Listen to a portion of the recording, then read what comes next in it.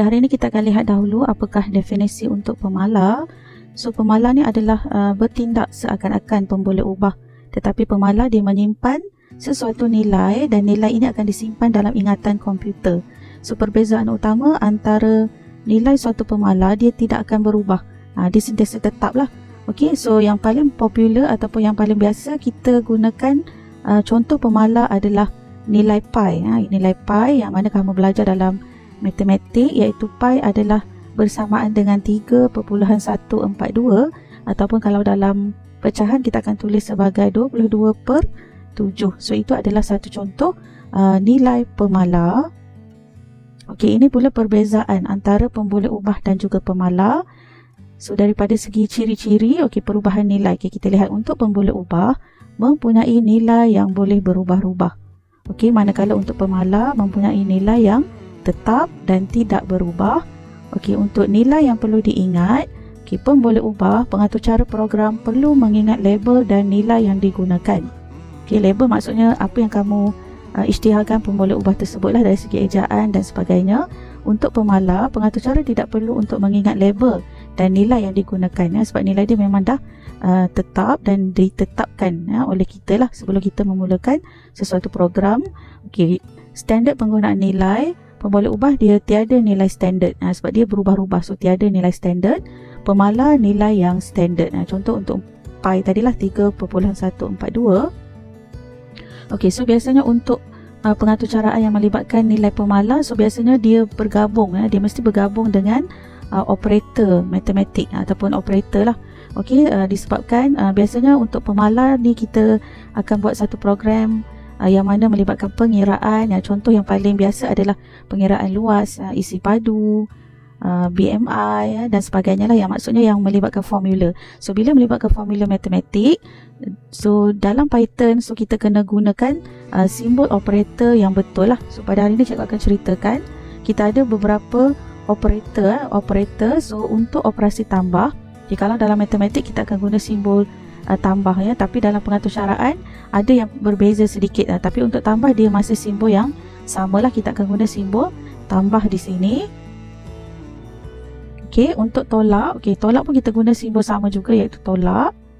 Okey, untuk darab, kalau dalam matematik kita akan guna simbol X, macam X lah, kali lah, tapi dalam pengatur caraan Python kita akan guna simbol star di sini so star. Okey, untuk bahagi, bahagi kita kena guna simbol slash. Slash yang biasa, bukan backslash. Okey, untuk kuasa kita akan guna 2 star, 2 star untuk menunjukkan kuasa. Okey, contoh di sini kalau cikgu type print 5 star 2, bermaksud sebenarnya dia adalah 5 kuasa 2, 5 kuasa 2. Okey, star tu kemudian mesti ada nombor di belakang dia. Dia wajib ada nombor di belakang dia. So kalau 5 star 2 maksudnya adalah dia akan kira sebagai 5 kuasa 2. So nilainya akan dapat di sinilah 25. Okey, kalau kita type 5 sebagai contohnya, cikgu type 5 star 3, so maksudnya dia adalah 5 kuasa 3. So kamu akan dapat 5 darab 5 darab 5 lah, ataupun 125. Okey. Okey, seterusnya operasi baki integer. Okey, baki integer ataupun floor division So floor division ni adalah 2 slash. 2 slash. So kalau kita type print 5 2 slash 2 so kita akan dapat hanya nilai di atas. Baki integer dia berbeza dengan baki di bawah. So dua ni ada perbezaan So pelajar kena tahu nak differentiate lah, nak bezakan antara baki integer dan juga baki yang simbolnya persen, peratus ni lah. Okey, kejap lagi kita akan tengok perbezaan dia. So kalau baki integer, simbol dia adalah 2 backslash ni, 2 slash. Kemudian untuk baki, simbol dia adalah persen, percentage ni, peratus. Okey, so kita tengok dulu perbezaan. Okey, perbezaan antara baki integer dengan baki tadi So baki integer, okey, ni basic dia adalah floor division.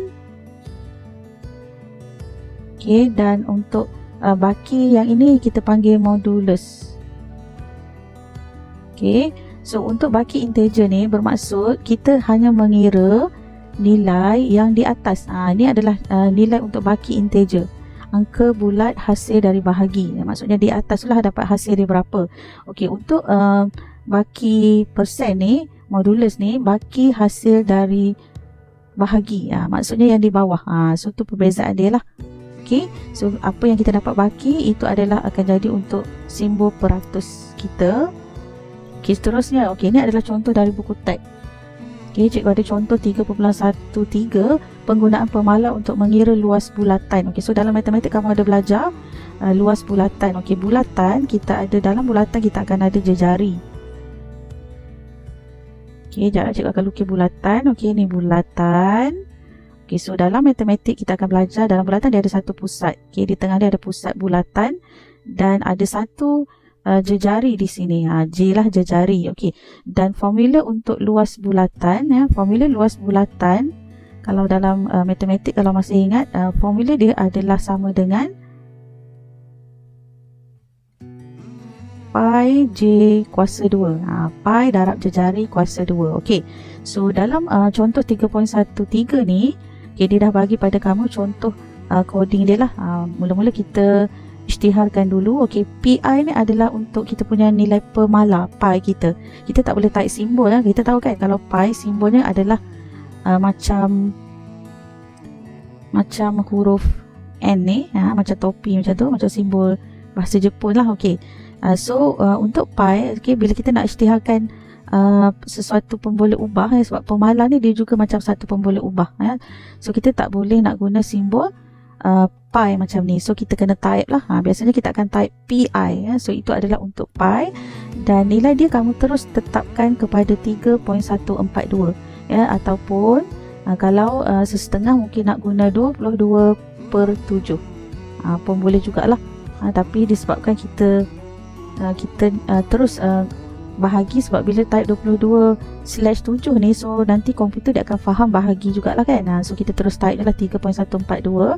Okey, yang kedua, kita punya pun boleh ubah. Kita ada dua lah, jejari yang pertama, jejari yang kedua, sebab kita nak tengok apakah hasil luas bulatan untuk dua bulatan. Maksudnya untuk soalan ni kita ada dua lah bulatan kita. So bila ada dua bulatan, maksudnya kita akan ada jejari bulatan pertama dan jejari bulatan kedua. So nanti cikgu akan tunjukkan macam mana nak type coding dia dengan tata tanda yang betul lah, sebab kat sini dalam buku teks dia ada guna simbol underscore. Sebenarnya kamu tak perlu buat underscore. So bila kamu nak gabungkan dua perkataan dan juga huruf, sebenarnya jejari satu pun sudah memadai. Untuk yang kedua boleh type saja jejari 2. Okey, kalau tak nak guna underscore pun boleh lah. Okey, seterusnya luas bulatan 1. Okey, yang ni adalah kita punya formula. So bila kita nak buat coding untuk yang melibatkan pengiraan, yang melibatkan formula, nak kira luas isi padu, so dia mesti ada formula. So kita kena isytiharkan lah formula untuk luas bulatan yang pertama dan formula untuk luas bulatan yang kedua. Okey, kemudian barulah kita akan print untuk paparkan nilai. Okey, so kita pergi kepada kita punya pengatur caraan. So cikgu akan guna Python online lah. Okey, so kita akan type dulu yang pertama tadi, kita isytiharkan dulu pi kita iaitu 3.142.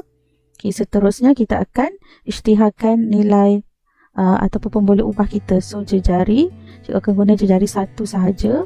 So jejari 1 tadi telah dia letak nilai dia 3. Kemudian jejari 2. Okey, jejari 2 katalah cikgu letak 5. Okey, baris yang keempat kita mesti isytiharkan kita punya formula. So cikgu akan buat luas bulatan. Okay, kalau nak buat luas underscore pun boleh, ataupun kita gabungkan dua perkataan. So yang kedua akan ada B tu huruf besar, so boleh jugalah. So luas bulatan 1 sama dengan pi tadi. Okey, kita tahu formula luas bulatan adalah pi J kuasa 2. So kamu boleh guna pi. Okey, pi tu maksud kita akan panggil nilai pi 3.142 dan guna simbol star. Kemudian jejari. Okey, jejari 1. Okey, kamu boleh berlatih guna simbol kuasa. So kita boleh type star 2. Okey, so ni maksudnya pi J kuasa 2 lah. So ni untuk yang pertama. Kemudian kita type bawah dia print. Okey, apa yang kita nak print? Print dia adalah print luas bulatan 1. Okey, dah. Okey, kemudian kita akan tambah terus. Okey, kalau kamu nak print dulu pun boleh, ataupun kita tambah terus lah. Okey, luas bulatan yang kedua. So cikgu type luas B huruf besar, luas bulatan 2 sama dengan, formulanya sama juga pi star. Tapi untuk yang kedua ni kita kena type jejari 2 lah, sebab kita akan keluarkan dua nilai yang berbeza di situ. So jejari 2 kita guna simbol kuasa, so 2.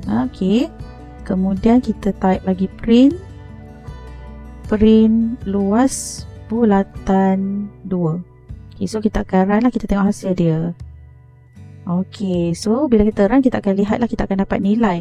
Okay, nilai yang pertama 28.278. Yang ni untuk bulatan yang pertama, dan yang kedua adalah 78.55. Itu adalah untuk bulatan yang kedua. So itulah caranya untuk kita type coding yang melibatkan pengiraan bagi luas bulatan. Okay, so lepas ni kamu boleh berlatih lah untuk soalan pengiraan yang melibatkan nilai lain. Dalam buku tek pun ada beberapa contoh. Contohnya untuk pengiraan BMI, untuk pengiraan isi padu kuboid dan sebagainya, dan juga luas lah. Luas ada banyak juga, luas segitiga. So kita akan tengok nanti contoh-contoh soalan. So kamu kena berlatih untuk menggunakan coding dalam Replit.com ni lah. Okay, so jumpa lagi dalam video yang seterusnya.